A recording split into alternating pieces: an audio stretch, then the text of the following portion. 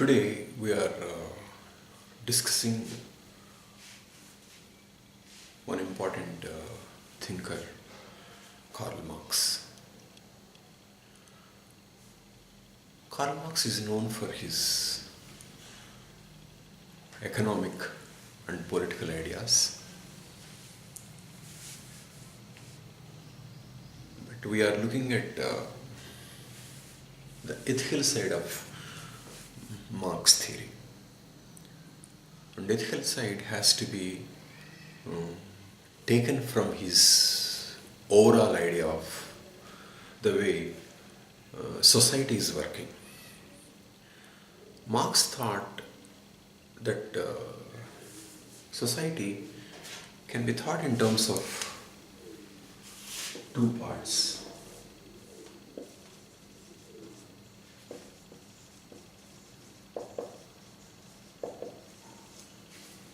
Base and superstructure. And to Marx, base consists of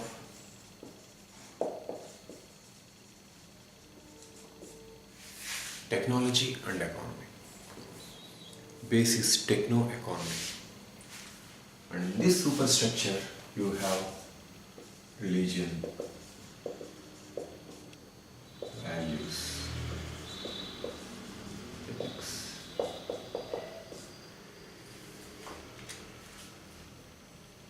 polity. All of them come under superstructure. And what is fundamental to Marxian theory is that this superstructure influences base, is influenced by base. So, it is techno-economy influences values, ideas, ethics. This is what opposite of Hegel said.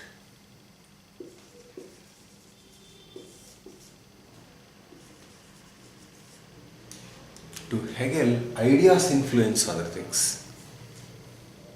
Hegel's philosophy is idealism, but Marx is materialism. Influences. So, Marx looks at things in terms of what are the values, what are the morals, and how they are influenced by techno-economic base. Okay. So that's how Marx looks at ethics. Marx looks at religion. Take for example, you have a sloka in Vedas that from primeval man, from his the caste originated, okay, from the head someone, from thighs kshatriya, so shoulders, then thighs and feet. So from four parts, four castes came. Sudras from feet and untouchables from nowhere. They are not part of the Varna scheme. And then you have to, you are designed that way, and to undo this process you have to follow your caste dharma, so that if you follow in this janma, in this birth, you can make it to a higher caste in the next birth. So inequality has been glorified as a value. It is because economically there is inequality here. Upper castes are dominating the lower caste, and so they devised a sloka like that. And when this thing changes, this also changes. You can see the economic base of agriculture impacted, industrialization took place, mobility increased, and you can see that caste stratification and values of inequality impacted. So static exploitative inequality giving and dynamic with greater opportunities lead to equality as a value. So base influences values.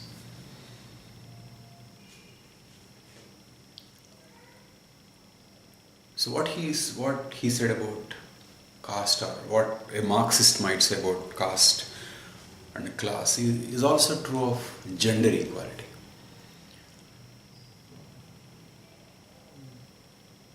So much importance given to chastity, for example,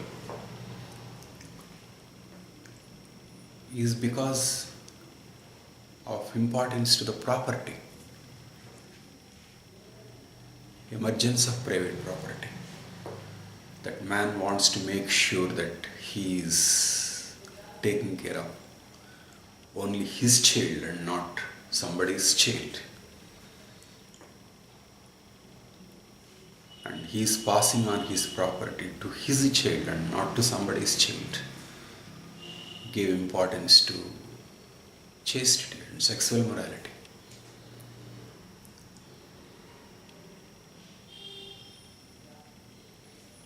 And if there is a contribution to gender equality, there is a technological base to that.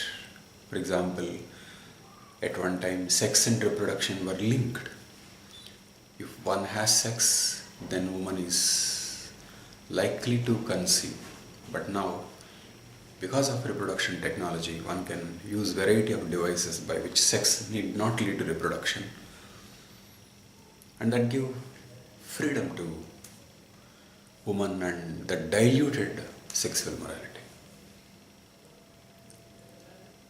Of course, gender equality itself is a result of reproduction technology, because at one time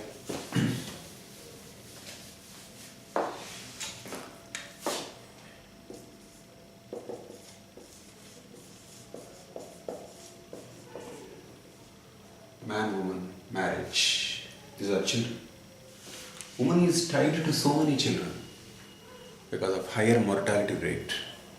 Normally, a woman has been giving birth to so many children, and some of them would die. So this tied her. So powerful and powerless. But as technology improved, more family planning. Cut. So this led to improvement. So as reproduction technology improved, pacing could be done and fewer children can be planned, and woman can go out to work not tied to the child care.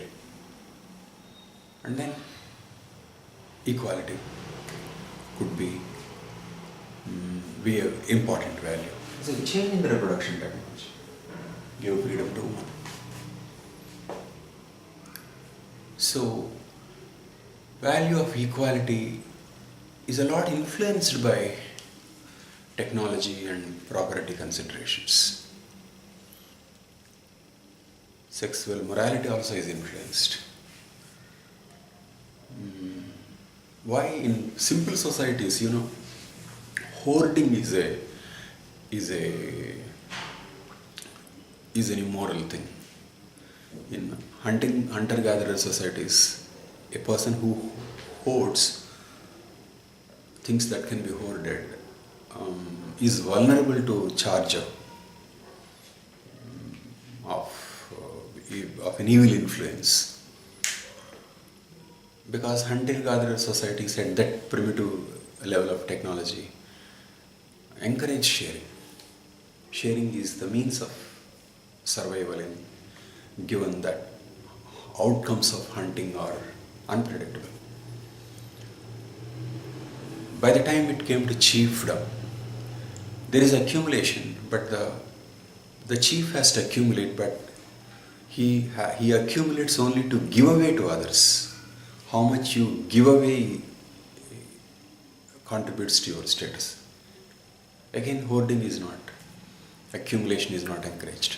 But look, by agricultural economy, by capitalism, lot of hoarding, accumulation, wealth acquisition, that became a value. So, money became important value. One's own property, how much one has more than others, became important. So it shows that as the techno-economy changes, the values change. Marx is right. So stealing is a crime, but accumulation is valued in modern day societies. So that's about how Marx thinks techno-economic base influences morals. That is one point. But what does Marx himself hold as ethical, moral? He has certain interesting views on it. Before that, we can see that what Marx has to say on human nature.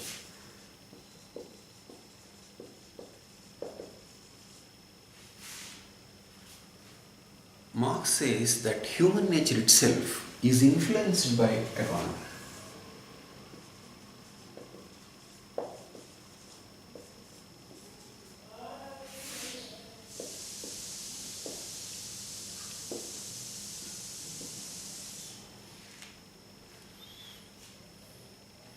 Human nature itself is influenced by economy. It means his values, likes,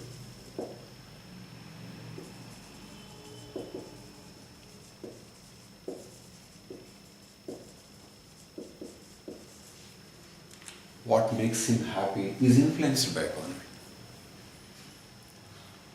It's not human nature influences economy, but economy influences human nature. And so, for example, when Bentham argued that morality is what makes maximization of pleasure, Marx argued that people in capitalism don't know what gives them real pleasure or real happiness.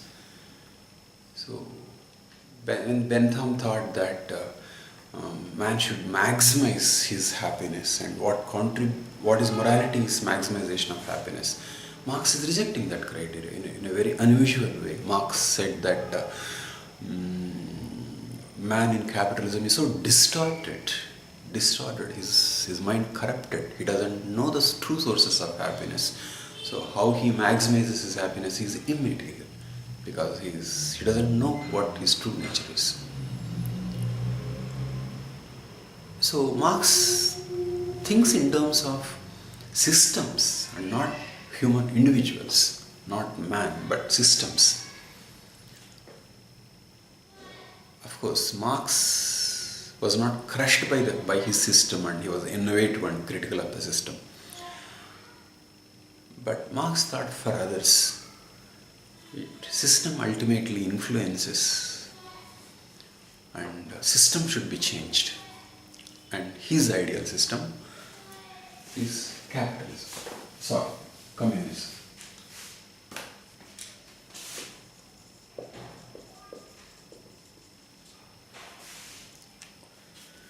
Leaving other things of communism, Marx said ultimately in communism,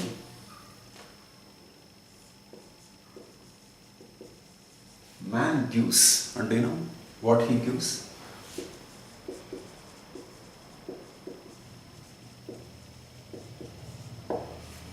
As per his capacity he gives, but do you know what he takes? Not as per contribution, but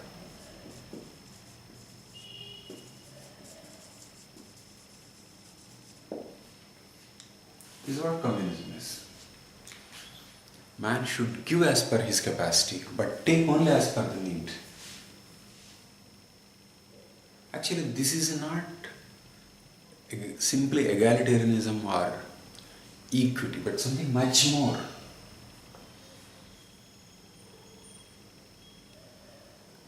Equity means that when you are giving more, you take correspondingly.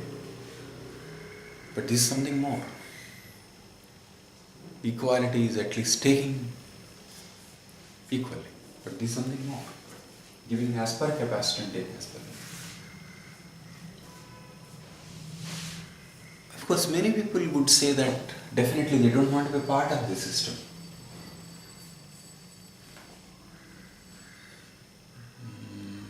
So, if you apply something like Rawls' theory, I think one can arrive at the idea that people don't want to give as per their capacity and take only as per their need. Then they will say lazy people, unskilled people demand more but contributing little, and finally inefficient system will be produced.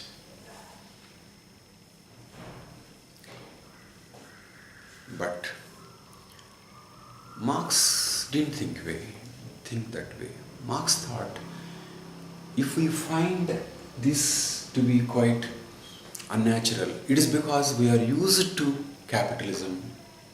We are used to think that human nature is like the way it is. But in communism, it would be something different. It is an unbeatable argument.